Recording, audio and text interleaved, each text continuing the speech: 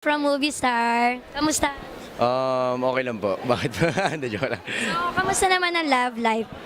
Love life po, wala po eh. Actually, wala po. Siguro mas nagpo-focus po muna ako sa career, gano'n. So, from Channel 7 ka ba lumalabas ngayon? Yes.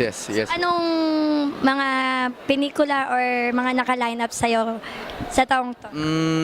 Teleserye, hindi ko pa po alam kasi actually kakatapos lang po ng dormitory and akin pa rin ng bukas.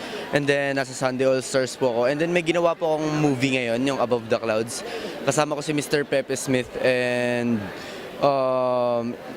sinut po namin siya sa Baguio Sagada Mount Pulag and ipapalabas po siya sa Venice Film Festival this coming summer. Mga upcoming show. So, hindi ko pa po alam eh. Pero intay-intay lang, pray lang. Sa mga mall show, wala pa. Mall shows, hindi ko po kabisado lahat. Dito sa Star Awards for Movies, so isa ka ba sa presenter or na-awardan ka? Nominated po ako but ayun, hindi ko nakuha sa ngayon. But last year, nanalo ako for television. Ayun po yung Best New Male TV Personality. And ngayon, siguro, hindi ko po, sabi nga po sa akin, hindi ko daw po muna panahon. And ayun, hintay-hintay lang. And nagpapasalamat ako maging part lang ng mga nominado sa PMPC, malaking karangalan.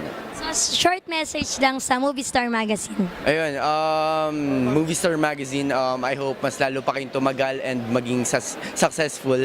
And I know na talagang matagal na kayo successful. So that, sana i-cover nyo naman ako minsan, maging centerfold ako, or kayo na bahala, basta mapasama na ako sa Movie Star, isang malaking karangalan na po. Salamat. So, salamat Sir Ruru. Thank you.